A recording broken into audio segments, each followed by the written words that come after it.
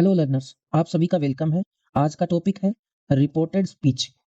चलिए देख लेते हैं।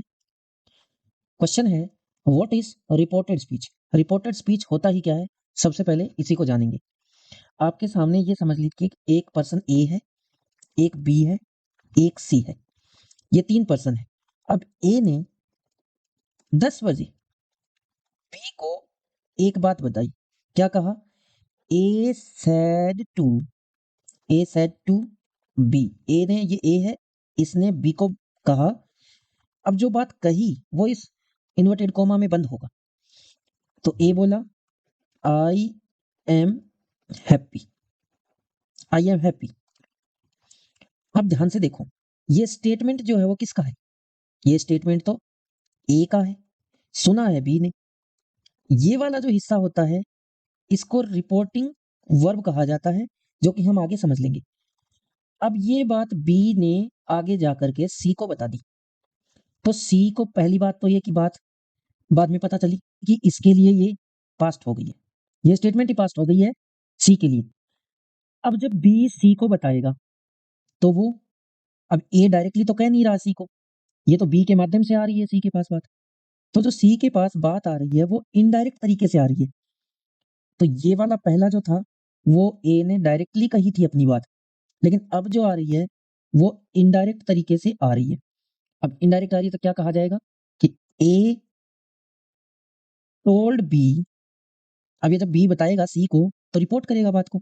ए टोल्ड बी दैट, अब आई नहीं कहेगा वो, क्योंकि हैप्पी आई थोड़ी है, हैप्पी तो ए है, बी तो हैप्पी नहीं है, बी तो बात बताने वाला है।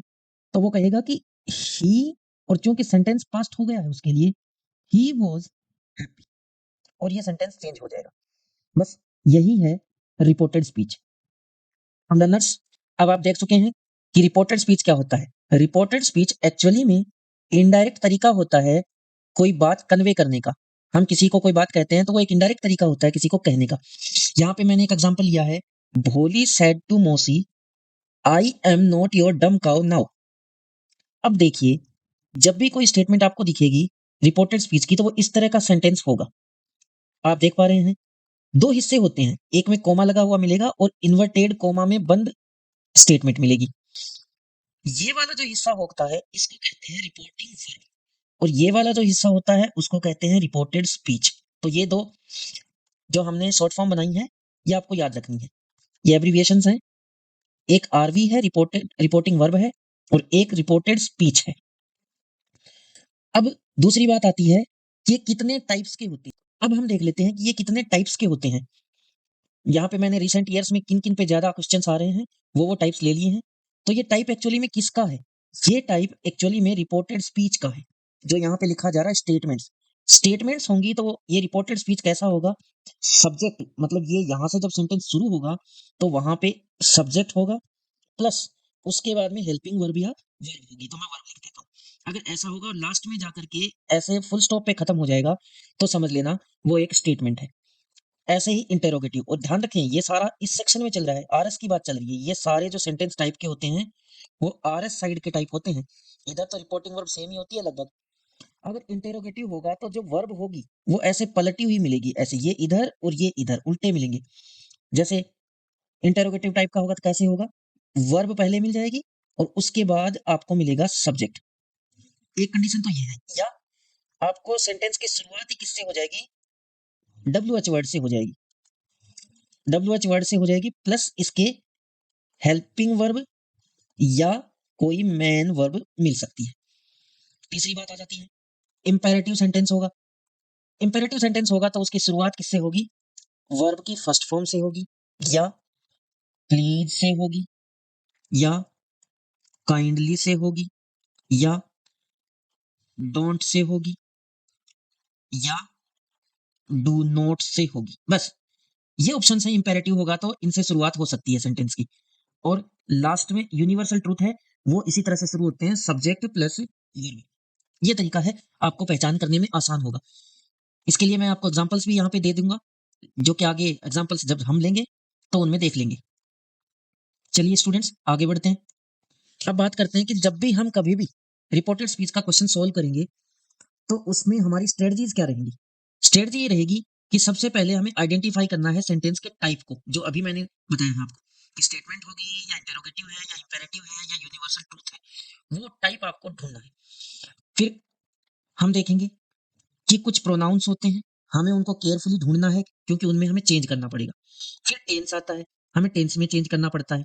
उसके बाद में हमें टाइम, प्लेस की जो एडवर्ब्स होती हैं, उन एडवर्ब्स में चेंज करना पड़ता है। और तीसरी बात है कि करेक्ट रिपोर्टिंग वर्ब भी लगानी पड़ती है। ये जो सैड है, ये टोल्ड है, आस्क्ड है, एडवाइस्ड है, रिक्वेस्टेड है, जब हम इनडायरेक्ट सेंटेंस बनाते हैं तो इन वर्ब्स का यूज किया जाता है। ये आप ध्यान रखेंगे कि कहीं पे सैड होगी, कहीं पे टोल्ड होगी, कहीं पे आस्क्ड होगी, एडवाइस्ड होगी या रिक्वेस्टेड होगी। इनमें से कोई सी एक रिपोर्टिंग वर्ब जब इनडायरेक्ट बनाएंगे तो यूज करेंगे। आगे बढ़ते हैं। देखिए स्टूडेंट्स, जब भी कभी रिपोर्टिंग वर्ब और रिपोर्टेड स्पीच जब हमें ऐसा देखने को मिलता है, जैसे ये देख रहे हो आप, होली सेड टू मोसी I am not your dumb cow now, ये वाला जो स्टेटमेंट आप देख रखे हैं, जब क्योंकि ये तो डायरेक्ट है, ये तो डायरेक्ट है। एक बार मैं आपको देखो इसको चेंज करता हूँ, फिर इसके स्कोप्स बताता हूँ। मैं इसको चेंज करूंगा, इसको इनडायरेक्ट में बदलूंगा, तो मैं लिखूंगा Bholi told Mausi that she was not their dumb cow then. ये चेंज हो चुका है। अब थोड़ा सा केयरफुली देखेंगे, समझेंगे बात को। बच्चों, यहां पे आपने देखा कि बदलाव कहां कहां आ रहा है। टोल्ड एक बदलाव, दैट दो बदलाव, सी यहां भी चेंज हुआ है, वॉज यहां भी चेंज हुआ है, और देन यहां भी चेंज हुआ है। कहां कहां चेंज हुआ? ये वाला जो हिस्सा है, इसको बदल के क्या किया? टोल्ड कर दिया। आगे देखा, इवन ये को नहीं, पूरे टू के साथ में किया है। दूसरे नंबर पे हमने इन दोनों के बीच में ये लगा दिया। उसके बाद ये जो आई देख रहे हो आप, इसको बदल के कर दिया सी। एम देख रहे हो आप, इसको बदल के कर दिया वॉज। योर देख रहे हो ये वाला हिस्सा, इसको बदल के कर दिया देयर। और ये नाउ देख रहे हो, इसको बदल के कर दिया देन। अब देखो कितने स्कोप है यहाँ पे, कितनी जगह हमने बदलाव किया। एक नंबर, यहाँ पे कंजंक्शन जोड़ा है हमने, ये वाला हिस्सा दोनों के बीच में। दो नंबर, फिर तीसरा हमने क्या किया है, ये प्रोनाउन, ये भी प्रोनाउन है, ये भी प्रोनाउन है, तो तीसरा चेंज हमने प्रोनाउन में किया है। चौथा एम, हेल्पिंग वर्ब बदली, मतलब टेंस बदला है। फोर्थ चेंज यहाँ हो गया, और फिफ्थ एडवर्ब में चेंज हो गया है, यानी ये फिफ्थ चेंज हो गया। तो यहां तक आपने देख लिया है कि जब भी हम किसी डायरेक्ट से इनडायरेक्ट बनाते हैं, तो 5 ऐसे स्कोप होते हैं, 5 ऐसे प्लेसेस होते हैं जो चेंज होते हैं। बस उन 5 को आपने अच्छे से समझ लिया तो समझ लो आप किसी भी सेंटेंस को चेंज कर सकते हो, किसी भी डायरेक्ट से इनडायरेक्ट रिपोर्टेड स्पीच बना सकते हो। वो क्या-क्या होते हैं? देखो, वो एक रिपोर्टिंग वर्ब होती है। अभी हाल में मैंने बताया कि रिपोर्टिंग वर्ब क्या होती है, इस साइड वाले हिस्से को, ये जो इधर वाला हिस्सा दिख रहा है, इसको हम रिपोर्टिंग वर्ब कहते हैं। ओके स्टूडेंट्स, तो रिपोर्टिंग जब वर्ब होती है तो वो सैड हो जाएगी, टोल्ड हो जाएगी, आस्क्ड हो जाएगी, एडवाइज्ड हो जाएगी, रिक्वेस्टेड हो जाएगी, कोई एक हो जाएगी। यहाँ हमने क्या कर दिया, इसको टोल्ड कर दिया। अब जरूरत पड़ने पर बाकी भी यूज होती हैं, वो हम एग्जांपल्स में देखेंगे। दूसरा क्या है, कंजंक्शन चेंज होते हैं। जैसे मैंने ये लगाया है दैट, ये कंजंक्शन कौन कौन से हो सकते हैं? दैट, इफ और वेदर, ये दोनों ऑप्शनल है, इनमें से कोई एक का इस्तेमाल कर सकते हैं, और एक ये लगता है तो यहाँ पे लगा। तीसरा क्या है, प्रोनाउन चेंज होते हैं। ये रहा प्रोनाउन, मैंने आई की जगह है सी कर दिया था, और योर की जगह देयर कर दिया था, मतलब प्रोनाउन में चेंज होता है। तीसरा है टेंस या मॉडल में चेंज होता है। टेंस जैसे हमने यहाँ थर्ड चेंज क्या देखा, यहाँ पे एम लगा हुआ है, ये फोर्थ चेंज है, सॉरी, इसको बदल के किया था वॉज, इसका मतलब टेंस में चेंज कर दिया। और फाइनली एडवर्ब्स में चेंज होता है, यहाँ देख सकते हैं हम लोग, जो नाउ दे रखा है इसको हमने बदल के कर दिया था देन। यहाँ तक बात अगर क्लियर हो गई है तो आप इतना ही ध्यान रखना कि ओनली 5 स्कोप्स होते हैं जहां पे ध्यान देना होता है।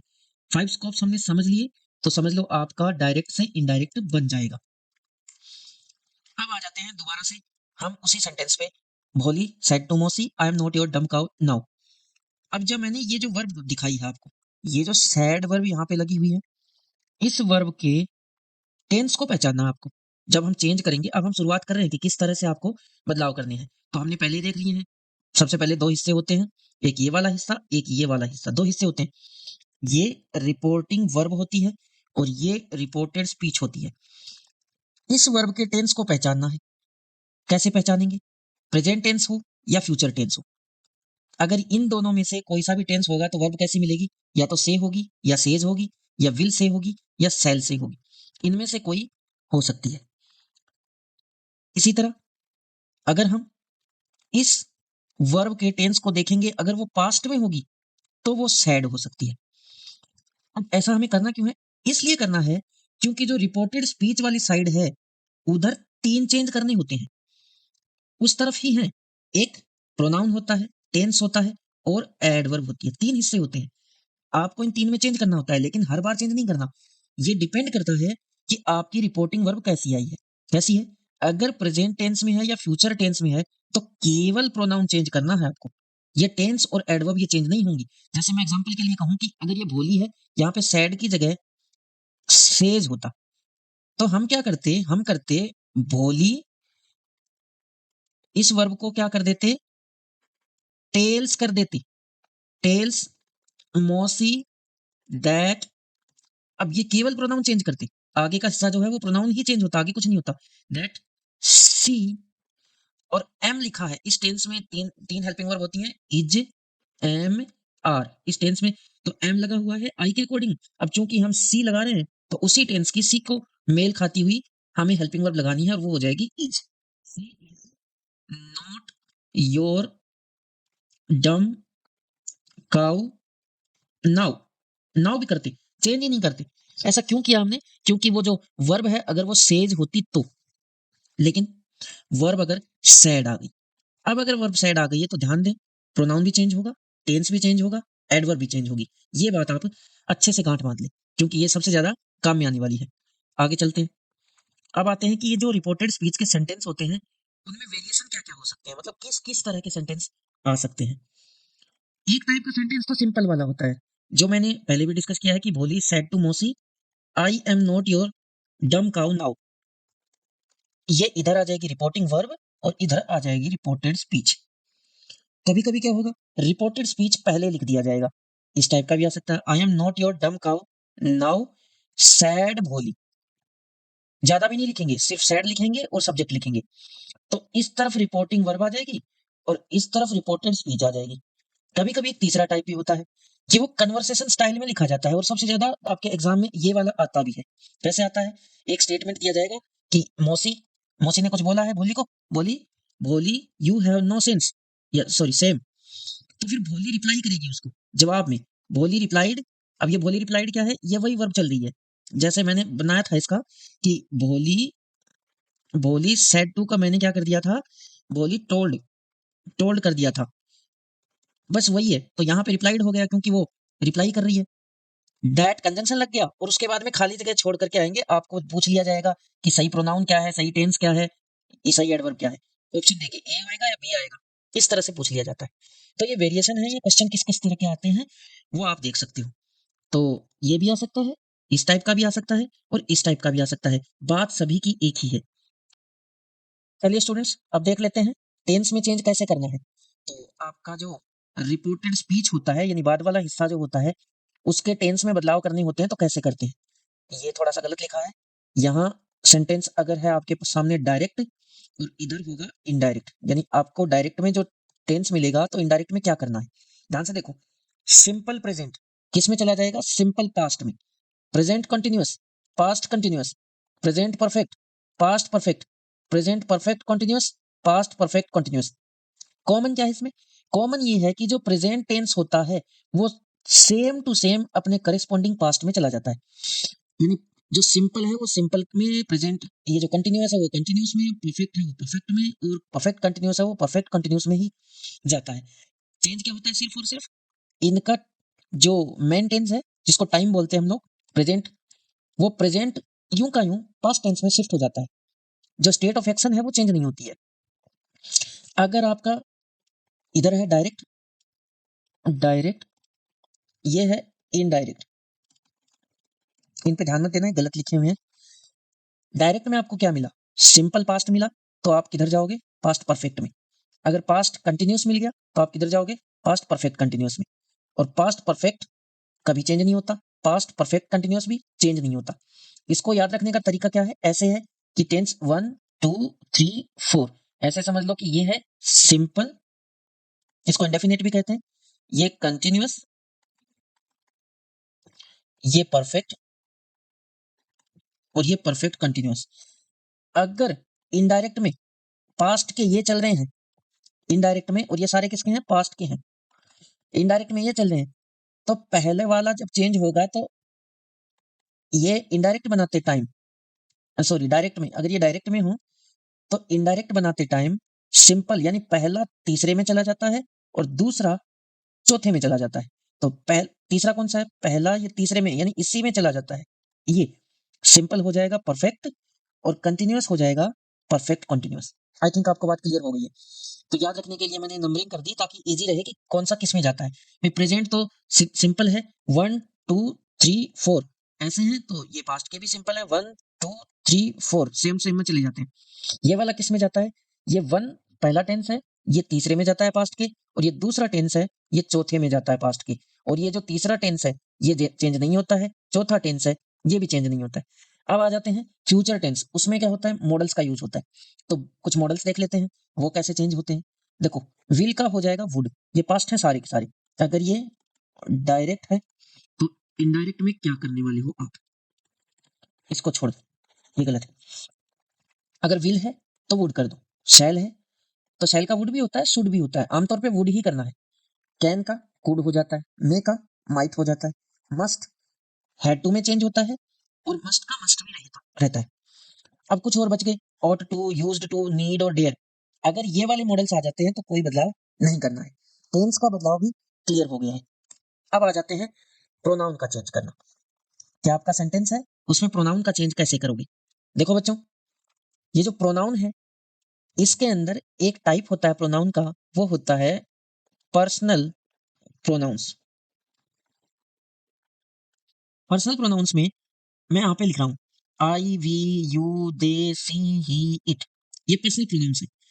प्रोनाउंस में क्या होता है, उनके तीन तीन रूप होते हैं, उनको हम केस कहते हैं, subjective case, possessive case, objective case. Use कैसे होते हैं ऐसे समझ लो, एक एग्जांपल देखो यहाँ पे, इनका यूज भी अभी मैं बता देता हूँ कैसे करते हैं। जैसे मान लेते हैं कि कोई सेंटेंस लिखा हुआ है कि आई आई हेल्प्ड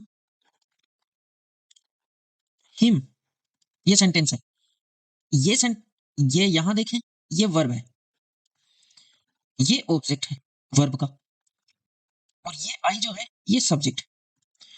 तो होता क्या है कि अगर हम चाहें कि आई ने हेल्प करी हिम की, हिम ने मान लेते हैं हिम करे आई की हेल्प, तो ये सेंटेंस बदलेगा तो ऐसे करेंगे कि जो हिम है जब ये सब्जेक्ट बने, अगर हम चाहें हिम को सब्जेक्ट बनाना चाहें तो हम ऐसे नहीं लिखेंगे कि हिम हेल्प्ड आई, वो गलत हो जाएगा। ऐसा क्यों नहीं करेंगे, ऐसा इसलिए नहीं करेंगे क्योंकि केस के अकॉर्डिंग चलते हैं। अगर ये प्रोनाउन सब्जेक्ट में आते हैं तो सब्जेक्टिव केस में लिखे जाते हैं, जैसे I we you they she he it. अगर ये ऑब्जेक्ट की जगह आते हैं तो ऑब्जेक्टिव केस में लिखे जाते हैं, जैसे आई ने ही की हेल्प करी थी, लेकिन ही का ऑब्जेक्टिव केस कौन सा है, ये वाला हिम। ऑब्जेक्ट में आएंगे तो ऑब्जेक्टिव केस में आएंगे। तो अगर हम इसको सब्जेक्ट बनाना चाहें तो ऐसे लिख सकते हैं कि ही हेल्प्ड, और आई, आई अब कहाँ जा रहा है, वर्ब के बाद जा रहा है तो ऑब्जेक्टिव केस में आएगा। ऑब्जेक्टिव केस में आएगा तो फिर आई नहीं लिखा जाएगा, आई का क्या है ऑब्जेक्टिव केस, मी, तो हम मी लिखेंगे। ये बात है प्रोनाउंस की। प्रोनाउंस इसी तरह काम करते हैं। अब इन प्रोनाउन में क्या होता है, आई और वी फर्स्ट पर्सन होते हैं, ये पर्सन आप याद रख लेना जो मैंने यहाँ पे लिखे हुए हैं, आई और वी फर्स्ट पर्सन होते हैं, यू सेकंड पर्सन होता है, और दे सी ही इट ये थर्ड पर्सन होते हैं। अब बस इनको यूज करना है, इनको चेंज करना है, वो कैसे करेंगे सेंटेंस में वो हम देख लेंगे। इतना याद रखो कि आई और वी फर्स्ट पर्सन होते हैं, यू सेकंड पर्सन होता है। आमतौर पे वी भी डिफरेंट तरीके से चेंज होता है, हमें तो आई को याद रखना है कि आई फर्स्ट पर्सन होता है। देखो आ जाते हैं सेंटेंस पे और इनको चेंज करना सीखेंगे प्रोनाउंस को। देखो भोली सेड टू मोसी I am not your dumb cow now, वही सेंटेंस है, हमने इसको बदलेंगे। तो शुरू कर रहे हैं, भोली टोल्ड मोसी, मोसी, बेटा अगर टू लगा हुआ हो तो से वर्ब चेंज हो जाती है टेल में, और क्योंकि सेकंड फॉर्म चल रही है तो सेकंड फॉर्म यहां भी कर दी, ये साइड सेकंड फॉर्म थी तो हम सेकंड फॉर्म में रहेगी। भोली टोल्ड मोसी, अब बीच में दोनों की क्या आता है, कंजंक्शन, तो हमने यहाँ पे ऐड कर दिया दैट। दैट क्यों ऐड किया, क्योंकि हमने डिसाइड किया था कि ये वाला सेंटेंस का टाइप समझना है। सब्जेक्ट प्लस वर्ब ऐसे शुरू हो रहा है ना, तो ये एक स्टेटमेंट है, तो हमने दैट कंजंक्शन लगा दिया। उसके बाद आता है बदलने की बारी कि आई को कुछ बदल के किया था सर आपने। हाँ बिल्कुल किया था। क्या किया था? आ जाओ बता देता हूँ बच्चों। यहां देखो, ये जो भोली है ये सब्जेक्ट है। दो सेंटेंस दे रखे हैं ना, एक सेंटेंस इधर है और एक सेंटेंस इधर है। दो सेंटेंस दे रखे हैं। इस साइड वाले सेंटेंस का सब्जेक्ट भोली है और ऑब्जेक्ट जो है वो मौसी है। ध्यान से देख लो, सब्जेक्ट भोली है और ऑब्जेक्ट मौसी है। तो ये जो प्रोनाउन इधर आते हैं ये हमें चेंज करने पड़ते हैं। चेंज कैसे करेंगे? ये फॉर्मूला याद कर लो। फॉर्मूला क्या है? 1 2 3 और अपॉन SON, ये याद रखना। फर्स्ट पर्सन कौन कौन होते हैं? आई एंड वी, ये फर्स्ट पर्सन होते हैं। अगर ये चेंज होते हैं किसके अकॉर्डिंग? एस माने सब्जेक्ट के अकॉर्डिंग। मतलब जब आई जो है अगर यहाँ पे आपने देख लिया तो इसको चेंज करने के लिए आप पहुंच जाओ सीधा यहाँ सब्जेक्ट वाले हिस्से में। अब सब्जेक्ट देखेंगे तो भोली है, भोली लड़की है, लड़की के लिए प्रोनाउन क्या यूज करते हैं? सी। तो मैंने यहाँ पे क्या कर दिया था? सी किया था। समझ गए कैसे प्रोनाउन चेंज करते हैं? और आगे आगे देखो करते जाएंगे हम। इसी तरीके से जो सेकंड पर्सन होता है, सेकंड पर्सन कौन होता है? यू। यू जो है वो किसके अकॉर्डिंग चेंज होता है? ऑब्जेक्ट के अकॉर्डिंग। अगर कहीं पर भी यू या यू का कोई केस आ गया तो हम ये वाला, ये ऑब्जेक्ट है, इसके अकॉर्डिंग चेंज करेंगे। आगे देखते हैं। आई एम, हमने टेंस सीख लिया है। कौन सा टेंस चल रहा है? I am. ये एम लग रहा है, एम का क्या बना देंगे? वॉज, पास्ट में चला जाएगा। नोट, नोट का नोट लगा देंगे, नोट। योर, ये देखो यू का केस आ गया। कौन सा केस आ गया? ये पॉजेसिव केस आ रहा है। तो हम क्या करेंगे? लेके जाएंगे इसको ऑब्जेक्ट के पास। ये रहा हमारा ऑब्जेक्ट मोसी। अब मोसी भी क्या है? औरत है।